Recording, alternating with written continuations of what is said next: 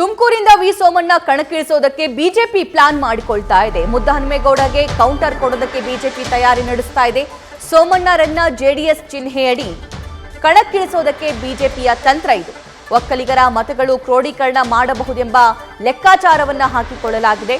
ಕಾಂಗ್ರೆಸ್ಗೆ ಟಕ್ಕರ್ ಕೊಡೋದಕ್ಕೆ ಬಿಜೆಪಿ ಹೈಕಮಾಂಡ್ ಕೂಡ ಸದ್ಯಕ್ಕೆ ರಣತಂತ್ರವನ್ನ ರೂಪಿಸ್ತಾ ಇದೆ.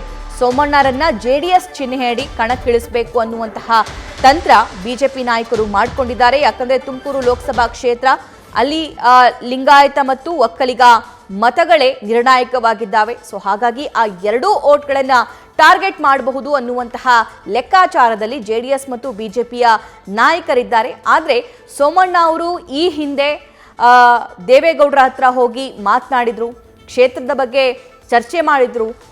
ತಮಗೆ ಟಿಕೆಟ್ ಕೊಟ್ಟಂತಹ ಸಂದರ್ಭದಲ್ಲಿ ಗೆಲ್ಲುವಂತಹ ಚಾನ್ಸಸ್ ಏನೇನಿದೆ, ಏನೇನು ಮಾಡಬೇಕಾಗುತ್ತೆ ಅನ್ನೋದನ್ನ ಎಕ್ಸ್ಪ್ಲೇನ್ ಮಾಡಿದ್ರು.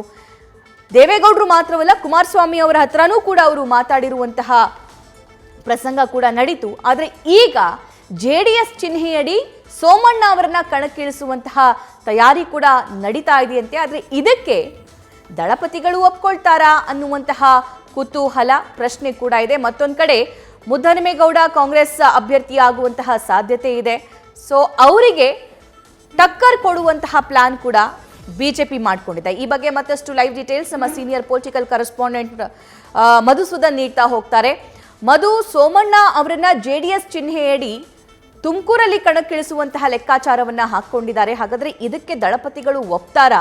ಇದರ ಹಿಂದೆ ಇರುವಂತಹ ಉದ್ದೇಶ ಏನು? ಯಾಕೆ ಜೆಡಿಎಸ್ ಚಿಹ್ನೆ?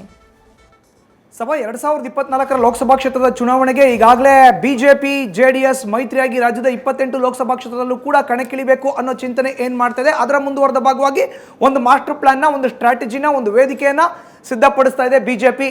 ಅದರಲ್ಲೂ ಪ್ರಮುಖವಾಗಿ ಹಳೆ ಮೈಸೂರು ಭಾಗದ ವ್ಯಾಪ್ತಿಗೆ ಬರೋ ಅಂತ 11 ಜಿಲ್ಲೆಯ 89 ವಿಧಾನಸಭಾ ಕ್ಷೇತ್ರಗಳ ಪೈಕಿ ಈಗ ಲೋಕಸಭಾ ಕ್ಷೇತ್ರದ ವ್ಯಾಪ್ತಿಗೆ ಬರೋ ಅಂಥ ಕ್ಷೇತ್ರಗಳ ಬೇಡಿಕೆಯನ್ನು ಖುದ್ದು ಜೆಡಿಎಸ್ನ ವರಿಷ್ಠ ಎಚ್ ಡಿ ದೇವೇಗೌಡರು, ಜೆಡಿಎಸ್ನ ಶಾಸಕಾಂಗ ಪಕ್ಷದ ನಾಯಕರಾಗಿರುವಂಥ ಎಚ್ ಡಿ ಕುಮಾರಸ್ವಾಮಿ ಅವರು ಬಿಜೆಪಿ ಹೈಕಮಾಂಡ್ ನಾಯಕರ ಮುಂದೆ ಇಟ್ಟಿದ್ರು.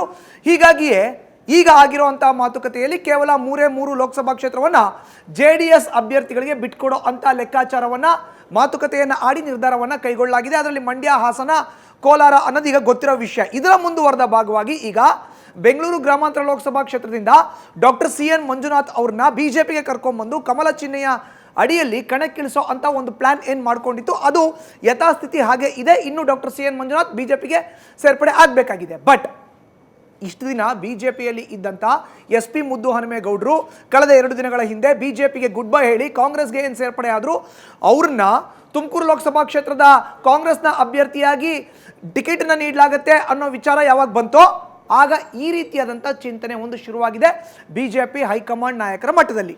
ಹೇಳಿ ಕೇಳಿ ವಿ ಸೋಮಣ್ಣ ರಾಜ್ಯದಲ್ಲಿ ಸಚಿವರಾಗಿ ಕಾರ್ಯವನ್ನು ನಿರ್ವಹಿಸಿದಂಥವರು, ಹಿರಿಯ ರಾಜಕಾರಣಿ, ಅನುಭವಿ ರಾಜಕಾರಣಿ, ತುಮಕೂರು ಕ್ಷೇತ್ರದ ಮೇಲೆ ಅವ್ರಿಗೆ ಹೋಲ್ಡ್ ಇದೆ. ಜೊತೆಗೆ ಪ್ರಬಲ ವೀರಶೈವ ಲಿಂಗಾಯತ ಸಮುದಾಯಕ್ಕೆ ಸೇರಿದವರು. ಹೀಗಾಗಿಯೇ ಅವ್ರಿಗೆ ಟಿಕೆಟ್ ಕೊಡೋದು ಬಹುತೇಕ ನಿಶ್ಚಿತ ಆಗಿತ್ತು. ಆದರೆ ಕಮಲ ಚಿಹ್ನೆಯ ಅಡಿಯಲ್ಲಿ, ಅರ್ಥಾತ್ ಅವ್ರು ಬಿಜೆಪಿಯಲ್ಲೇ ಇದ್ದು ಬಿಜೆಪಿಯಿಂದಲೇ ಸ್ಪರ್ಧೆ ಮಾಡುವಂಥದ್ದು. ಆದರೆ ಈ ಆವಾಗ ಮುದ್ದಹನುಮೇಗೌಡರು ಬಿಜೆಪಿಗೆ ಗುಡ್ ಬೈ ಹೇಳಿ ಕಾಂಗ್ರೆಸ್ಗೆ ಬಂದರು. ಈಗ ಒಕ್ಕಲಿಗ ಸಮುದಾಯದ ಮತಗಳಿದೆಯಲ್ಲ ತುಮಕೂರು ಜಿಲ್ಲೆನಲ್ಲಿ, ಅದನ್ನೆಲ್ಲ ನೇರವಾಗಿ ಮುದ್ದಹನುಮೇಗೌಡರು ಕ್ರೋಢೀಕರಣ ಮಾಡ್ಕೊಳ್ತಾರೆ. ಮುದ್ದಹನುಮೇಗೌಡರ ಪರ ಒಕ್ಕಲಿಗ ಸಮುದಾಯದ ಮತಗಳು ಚಲಾವಣೆ ಆಗಿಬಿಟ್ರೆ ವಿ ಸೋಮಣ್ಣ ಅವ್ರಿಗೆ ಹಿನ್ನಡೆ ಆಗುತ್ತೆ ಅನ್ನೋ ಒಂದು ಚಿಂತನೆ ಬಿಜೆಪಿಯ ಹೈಕಮಾಂಡ್ ನಾಯಕರಲ್ಲಿ ಹುಟ್ಟಿದೆ. ಹೀಗಾಗಿಯೇ ಒಂದು ಕಡೆ ಜೆಡಿಎಸ್ ಬೇಡಿಕೆ ಇಟ್ಟಿರೋ ಅಂತ ಹೆಚ್ಚಿನ ಸ್ಥಾನಗಳಿಗೆ ಹೆಚ್ಚಿನ ಸ್ಥಾನವನ್ನು ಕೂಡ ಕೊಟ್ಟಂಗಾಗುತ್ತೆ.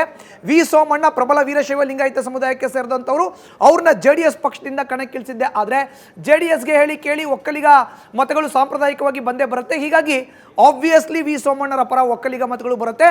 ಮುದ್ದಹನುಮೇಗೌಡರನ್ನ ಹಿಂದಿಕ್ಕಬಹುದು ಅಲ್ಲಿ.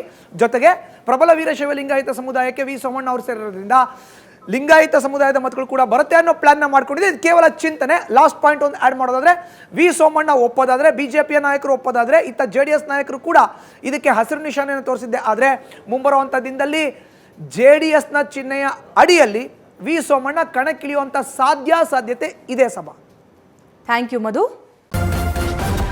ನ್ಯೂಸ್ ಫಸ್ಟ್ ನಿರ್ಭೀತಿಯಿಂದ ನಿಮ್ಮ ಪರವಾಗಿ.